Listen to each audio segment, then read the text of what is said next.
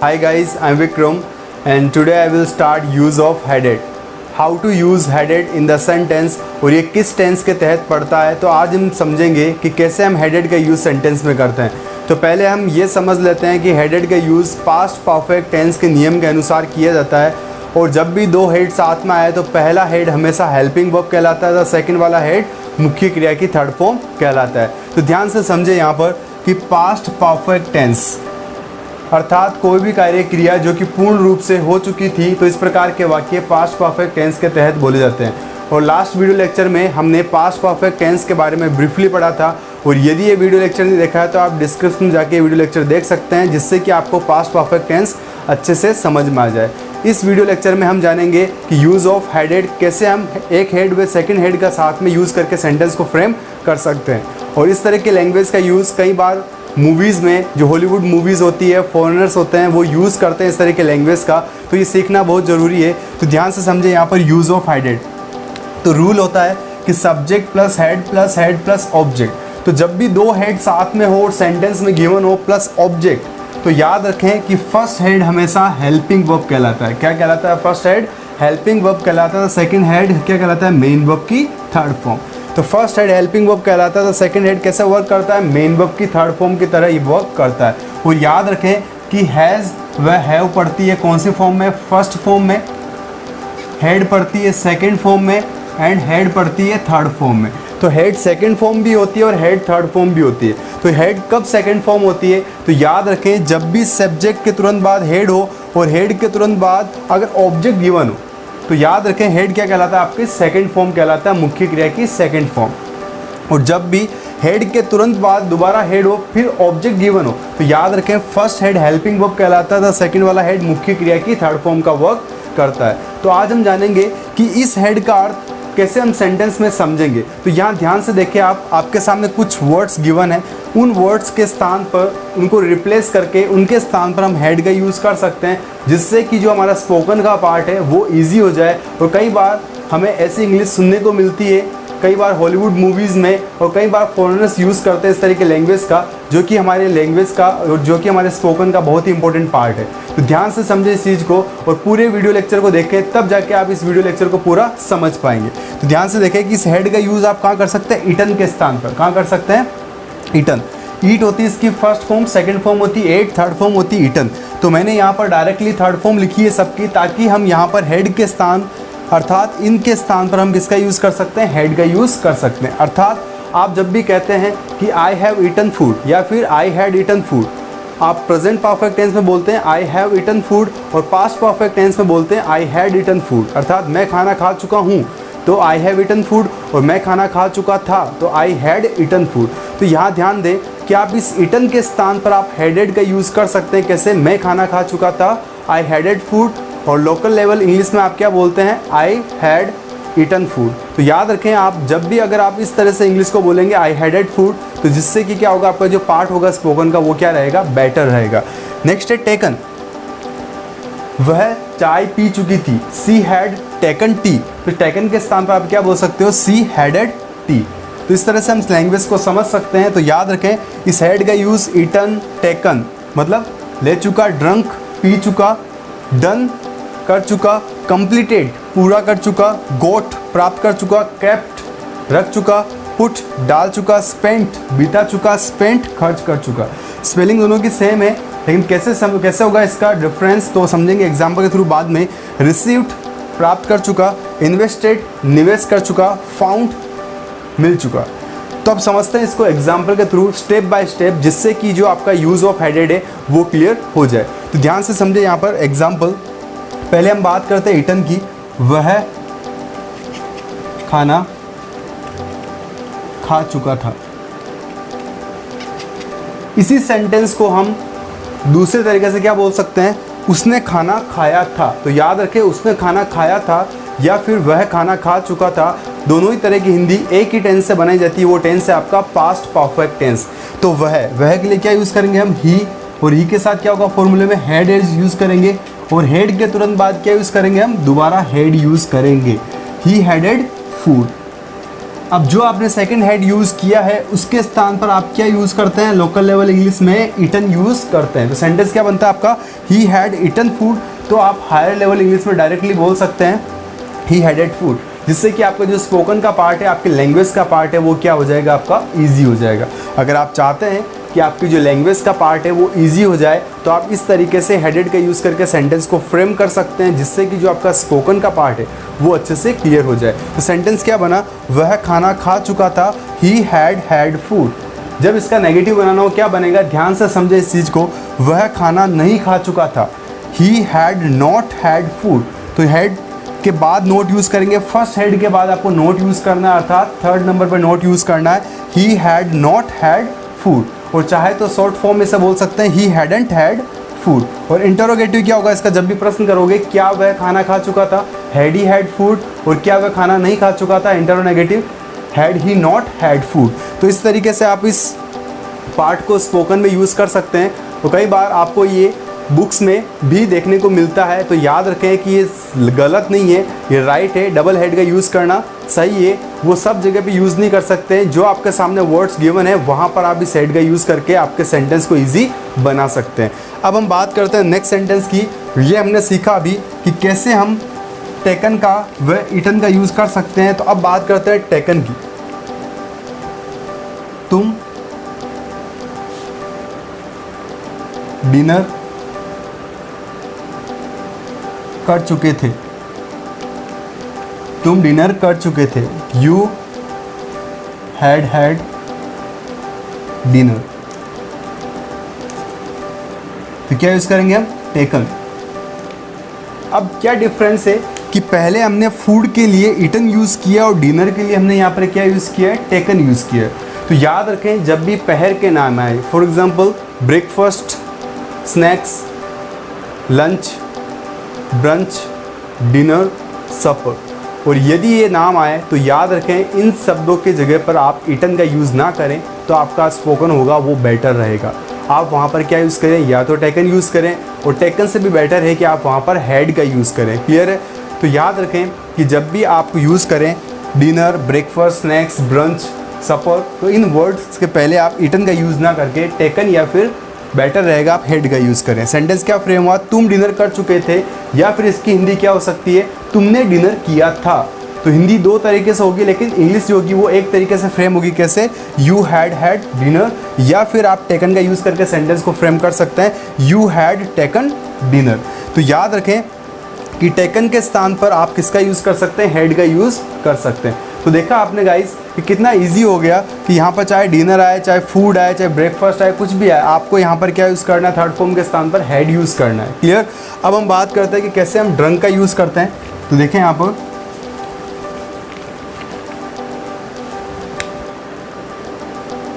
उसने कॉफ़ी पी थी, उसने कॉफ़ी पी थी, या फिर इसकी एक और हिंदी हो सकती है, वह कॉफ़ी पी चुकी थी। तो इसकी इंग्लिश क्या फ्रेम होगी, सी हैडेड कॉफ़ी, सी हैडेड कॉफ़ी। तो इस सेकंड वाले हेड के स्थान पर आप क्या बोल सकते हो, लोकल लेवल इंग्लिश में ड्रंक, क्या बोल सकते हो, सी हैड ड्रंक कॉफ़ी। लेकिन बेटर ये रहेगा कि गाइस आप ये यूज़ करें, सी हैडेड कॉफ़ी। तो याद रखें कि अगर आप इस तरह से लैंग्वेज को बोलना स्टार्ट करेंगे, तब जाके आपकी जो लैंग्वेज होगी वो प्रोफेशनल तरीके से एक स्पोकन का पार्ट बनेगा। और आप ये ना समझे कि केवल शॉर्ट तरीके से इंग्लिश पढ़ लेने से आप इंग्लिश को फास्ट तरीके से या फ्लुएंट तरीके से बोल सकते हैं। जब तक आप इंग्लिश को ब्रीफली नहीं पढ़ेंगे, जब तक अपने पूरे जीवन में इस चीज़ को अगर आपने ब्रीफली नहीं पढ़ा, तब तक आपको स्पोकन का पार्ट बेटर नहीं हो सकता है। अगर आपको स्पोकन को बेटर करना है तो चीज़ों को ब्रीफली पढ़ना स्टार्ट करें। तो उसने कॉफ़ी नहीं पी थी, इसका नेगेटिव क्या होगा, she had not had coffee. क्या उसने कॉफ़ी पी थी, हैड सी हैड कॉफ़ी। क्या उसने कॉफ़ी नहीं पी थी, had she not had coffee. याद रखें कि नेगेटिव, इंटरोगेटिव या इंटरोगेटिव का पार्ट ऑलरेडी हमने लास्ट वीडियो लेक्चर में पास्ट परफेक्ट टेंस के वीडियो लेक्चर में देख लिया था। तो आप डिस्क्रिप्शन में जाके वीडियो लेक्चर देखें, जिससे कि आपको नेगेटिव, इंटरोगेटिव, इंटरोगेटिव भी क्लियर हो जाए। यहाँ मेरा मकसद ये है कि आपको ये समझाना कि कैसे हम इन वर्ड को रिप्लेस करके इनके स्थान पर एक हेड का यूज़ कर सकते हैं, जिससे कि आपका लैंग्वेज का पार्ट है वो ईजी हो जाए। अब हम समझते हैं कि कैसे हम डन का यूज़ करेंगे।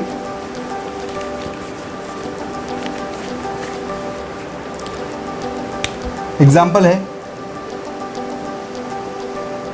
वे प्रेम विवाह कर चुके थे।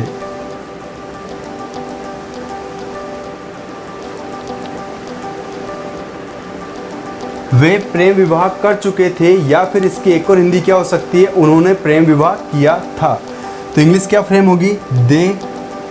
और सबसे इजी चीज़ यहाँ पर यह है कि चाहे आपका सब्जेक्ट सिंगुलर हो चाहे प्लूरल हो, आपको क्या यूज़ करना है, सब्जेक्ट के तुरंत बाद हेड का ही यूज़ करना है। तो दे हैडेड लव मैरिज।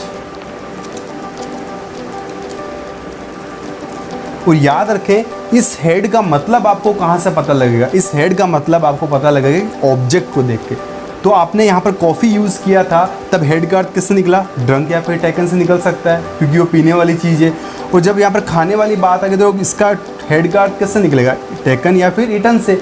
अब ये लव मैरिज, ये कोई खाने या पीने वाली चीज़ तो है नहीं, तो यहाँ पर इस हेड का अर्थ किससे निकलेगा, डन से। तो गाइज़, आप जैसे जैसे आप इन चीज़ों की प्रैक्टिस करते जाएंगे, वैसे वैसे ये जो स्पोकन का पार्ट है, जो वर्ड है, आपके रूटीन में आना स्टार्ट हो जाएंगे। लेकिन प्रैक्टिस तो आपको करनी ही होगी। तो सेंटेंस का फ्रेम ऑफ, वे प्रेम विवाह कर चुके थे, या फिर इसकी एक और हिंदी क्या हो सकती है, उन्होंने प्रेम विवाह किया था। दे हैड लव मैरिज, इस हेड का अर्थ किससे निकलेगा, डन से। They had done love marriage, या फिर दे हैडेड लव मैरिज। क्लियर। अब हम बात करते हैं कि कैसे हम कंप्लीटेड का यूज़ सेंटेंस में करते हैं। तो एग्जाम्पल है, रोहन होमवर्क पूरा कर चुका था। रोहन होमवर्क पूरा कर चुका था, या फिर एक और हिंदी क्या हो सकती है, रोहन ने होमवर्क पूरा कर लिया था। तो इंग्लिश क्या फ्रेम होगी, Rohan had completed homework. Rohan had completed homework. तो इस कंप्लीटेड के स्थान पर आप क्या बोल सकते हो, हेड का यूज़ कर सकते हो, जिससे कि हायर लेवल इंग्लिश में सेंटेंस बन जाएगा। सेंटेंस क्या फ्रेम होगा, रोहन हैडेड होमवर्क। अब होमवर्क की बात हुई है तो कंप्लीटेड की बात होगी, तो यहाँ पर हेड का किस निकलेगा, कंप्लीटेड। तो चाहे तो आप ये बोल सकते हैं, रोहन हैड कंप्लीटेड होमवर्क, या फिर रोहन हैडेड होमवर्क। तो सेंटेंस आपका क्या बना, रोहन होमवर्क पूरा कर चुका था, रोहन हैडेड होमवर्क। अब नेक्स्ट सेंटेंस, नेक्स्ट वर्ड आपका गोट। तो बात करते हैं गोट के बारे में।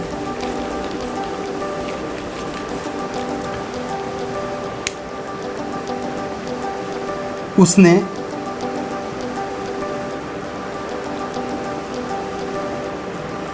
कक्षा 12th में 80% प्राप्त किए थे। उसने कक्षा 12th में 80% प्राप्त किए थे, या फिर इसकी एक और हिंदी क्या हो सकती है, वह कक्षा 12th में 80% प्राप्त कर चुका था। तो सेंटेंस क्या फ्रेम होगा, he headed 80% in the class 12। He headed 80% in the class 12। तो यहाँ पर आपने जो हेड यूज़ किया, सेकेंड हेड, वहाँ पर आप क्या यूज़ कर सकते हैं, गॉट यूज़ कर सकते हैं। He had got 80% in the class 12। तो अब बात करते हैं नेक्स्ट एग्जाम्पल की।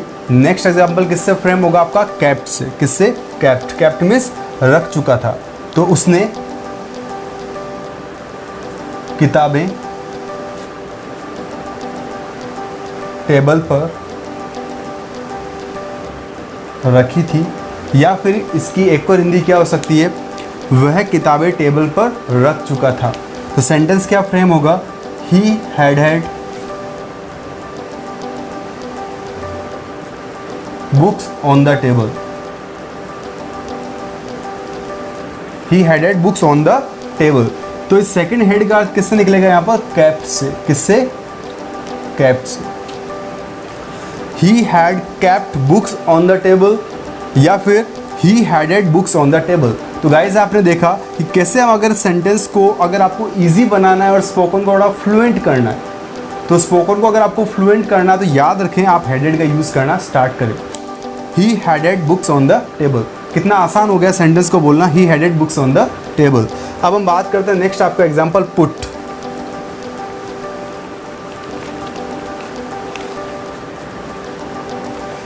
पुट मीन्स डाल चुका। एग्जाम्पल है उसने कचरा डस्टबिन में डाल दिया था। उसने कचरा डस्टबिन में डाल दिया था, या फिर इसकी एक और हिंदी हो सकती है उसने कचरा डस्टबिन में डाल दिया था, वह कचरा डस्टबिन में डाल चुकी थी। सेंटेंस क्या फ्रेम होगा, she headed garbage in the dustbin.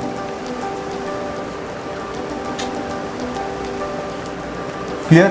तो यहां पर सेंटेंस क्या फ्रेम हुआ, she had garbage in the dustbin. तो सेकंड हेड का अर्थ क्या निकला यहाँ पर, पुट। किससे अर्थ निकला, पुट से। क्या निकला यहाँ पर अर्थ, she had put garbage in the dustbin. और हायर लेवल इंग्लिश में क्या बोलेंगे, she headed garbage in the dustbin.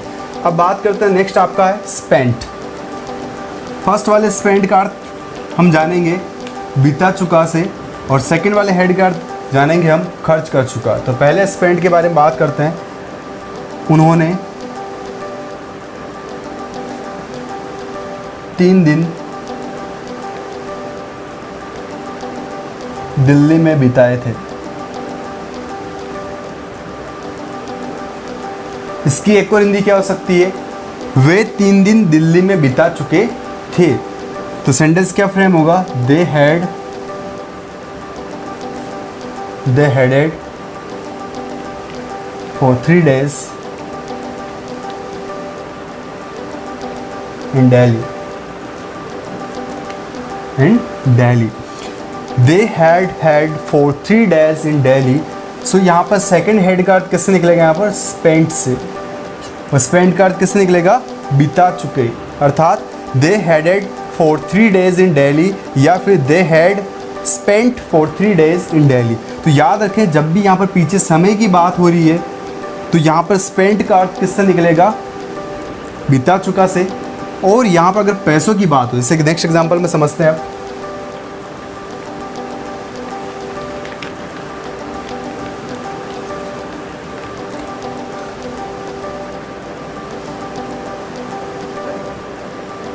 Krishna ने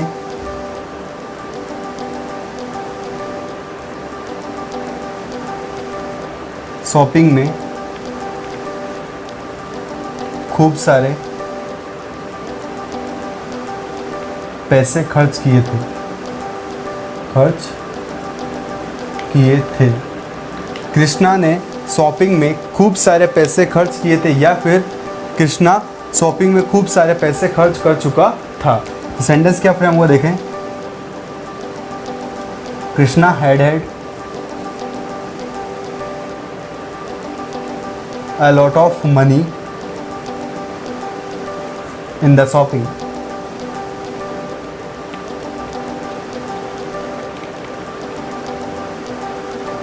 सेंटेंस क्या फ्रेम हुआ, Krishna headed a lot of money in the shopping। तो सेकंड वाले हेड का अर्थ क्या निकलेगा यहाँ पर, स्पेंट से। और इस स्पेंट का अर्थ क्या है यहाँ पर, खर्च कर चुका। वो पता कैसे लगेगा, पता लगेगा पीछे सेंटेंस के ऑब्जेक्ट को देख के, मनी। तो मनी यहाँ पर क्या है, खर्च करने की बात है, बिताने की बात तो है नहीं। तो यहाँ पर मनी, यहाँ पर सेंटेंस का अर्थ किससे निकला, कृष्णा ने शॉपिंग में खूब सारे पैसे खर्च किए थे, या फिर कृष्णा शॉपिंग में खूब सारे पैसे खर्च कर चुकी थी। Krishna headed a lot of money in the shopping।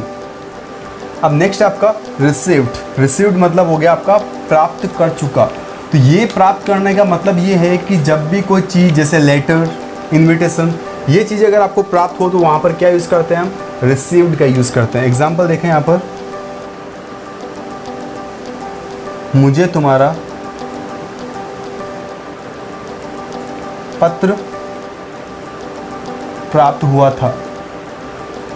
मुझे तुम्हारा पत्र प्राप्त हुआ था, या फिर इसकी एक और हिंदी क्या हो सकती है, मुझे तुम्हारा पत्र मिल चुका था या प्राप्त हो चुका था। सेंटेंस क्या फ्रेम होगा, I headed your letter. I headed your letter, तो सेकंड वाले हेड का अर्थ किस निकलेगा यहाँ पर? रिसीव्ड से। किससे अर्थ निकलेगा? रिसीव्ड। तो चाहे आप सिंपल इंग्लिश में क्या बोल सकते हैं, I had received your letter, या फिर हायर लेवल इंग्लिश में बोल सकते हैं आई हेडेड योर लेटर। तो याद रखें, आप इस हेड का यूज़ करना स्टार्ट करें, तब जाके आपका जो स्पोकन का पार्ट है वो थोड़ा फ्लुएंट होना स्टार्ट होगा।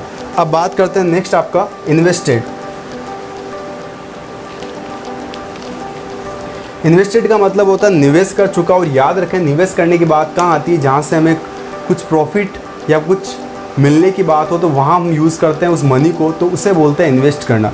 तो यहाँ पर ध्यान से समझें, उसने शेयर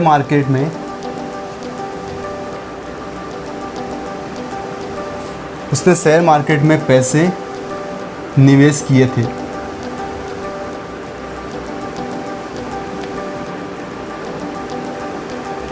उसने शेयर मार्केट में पैसे निवेश किए थे, या फिर इसकी हिंदी एक और क्या हो सकती है, वह शेयर मार्केट में पैसे निवेश कर चुका था। सेंटेंस क्या फ्रेम होगा?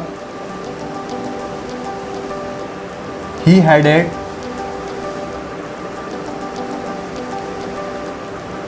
Money in the share market.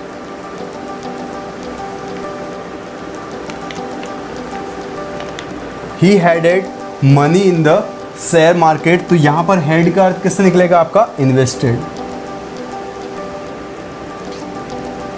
क्योंकि इन्वेस्ट किए उसने कहां पर? शेयर मार्केट में, जिसे हम इन्वेस्ट करते हैं म्यूचुअल फंड में। तो उसी प्रकार इसने निवेश किए कहां पर? शेयर मार्केट में। तो उसने शेयर मार्केट में पैसे निवेश किए थे। He headed money in the share market, या फिर he had invested money in the share market. तो याद रखें, आप यहाँ पर हेड का यूज़ करके सेंटेंस को क्या कर सकते हैं? ईजी बना सकते हैं। अब हम बात करते हैं लास्ट आपका फाउंड। फाउंड मीन्स मिल चुका। तो एग्जाम्पल देखें यहाँ पर, उसे सड़क पर अंगूठी मिली थी। तो she headed a ring on the road. She headed a ring on the road. तो यहाँ पर सेकंड हेड का किससे निकलेगा? आपका फाउंड से। किससे अर्थ निकलेगा इसका? फाउंड से। She had found a ring on the road. और हायर लेवल इंग्लिश में क्या बोल सकते हैं? She headed a ring on the road. तो इस तरीके से हम एक स्पोकन का पार्ट बना सकते हैं, और बहुत आसान पार्ट है गाइस। आप इस चीज़ को यूज़ करना स्टार्ट करें और हेडेड का यूज़ करना स्टार्ट करें, बिकॉज रीज़न बिहाइंड इट, अगर आप इस चीज़ को यूज़ करना स्टार्ट करेंगे तो डेफिनेटली जो आपका स्पोकन का पार्ट है वो क्लियर हो जाएगा। और चाहते हैं कि आप स्पोकन को फ्लुएंट करना चाहते हैं तो डेफिनेटली आपको ज़रूरत होगी इस तरह की लैंग्वेज को सीखने की, तब जाके आप अपने स्पोकन को क्या कर पाएंगे? परफेक्ट कर पाएंगे। सो I want that you will try to use this type of sentences, then definitely you are able to speak clear English. So आप ट्राई करें कि sentences को स्टार्टिंग में आपको दिक्कत होगी। I know very well कि स्टार्टिंग में आपको दिक्कत होगी, लेकिन जैसे जैसे आप प्रैक्टिस करते जाएंगे, जैसे जैसे आप प्रैक्टिस करेंगे, वैसे वैसे आपका जो पार्ट है ये हेडेड का वो क्लियर हो जाएगा। आपको प्रैक्टिस कैसे करनी है वो मैं आपको समझा देता हूँ, वापस रिवाइज भी करवा देता हूँ, जिससे कि जो आपका जो स्पोकन का पार्ट है ये थोड़ा क्लियर हो जाए। तो ध्यान से समझे वापस कि आज हमने पढ़ा पास्ट परफेक्ट टेंस के बारे में ही पढ़ा। और क्या पढ़ा हमने यहाँ पर? आज पढ़ा हमने कि कैसे हम दो हेड का यूज़ साथ में कर सकते हैं। और ये भी समझना ज़रूरी है कि हैज़े होती है आपकी फर्स्ट फॉर्म, हेड होती है सेकंड फॉर्म, और हेड होती है आपकी थर्ड फॉर्म। तो समझ लेते हैं दोबारा कि जब भी आपका सब्जेक्ट हो और सब्जेक्ट के बाद क्या हो? हेड गिवन हो, और हेड के तुरंत बाद अगर ऑब्जेक्ट आ जाए, क्या आ जाए? ऑब्जेक्ट। जब भी सब्जेक्ट हो, सब्जेक्ट के बाद हेड हो और हेड के बाद ऑब्जेक्ट आ जाए, तो फर्स्ट वाला हेड आपका क्या कहलाता है? एंड दी सेकंड कहते हैं। क्योंकि यहाँ पर वर्ब कितनी, ये सब्जेक्ट हो गई, ऑब्जेक्ट का वर्ब कितनी है? वर्ब यहाँ पर एक है, और इकलौती क्रिया होने के कारण कौन सी फॉर्म में पड़ती है? Second form. और याद रखें कि जब भी सेंटेंस में दो हेड गिवन हो तो कन्फ्यूजन क्रिएट नहीं करें माइंड में। याद रखें फर्स्ट हेड को हेल्पिंग वर्ब मान लें और सेकंड हेड को क्या मान लेंगे हम? वहाँ पर थर्ड फॉर्म। और इस हेड का अर्थ कैसे निकलेगा वो पता कैसे लगेगा? वो पता लगेगा आपको ऑब्जेक्ट को जानकर। तो ऑब्जेक्ट कहाँ से पता लगेगा? जब आपको सेंटेंस में गिवन होगा फूड, कोई खाने पीने की चीज़ें गिवन होगी, तो अर्थ कैसे निकलेगा? इटन, टेकन व ड्रंक से। ठीक है, तो इस तरीके से आप ऑब्जेक्ट को देख के सेंटेंस को पहचान सकते हैं। दोबारा समझे सेंटेंसेस को कि सेंटेंस कैसे फ्रेम करेंगे आप।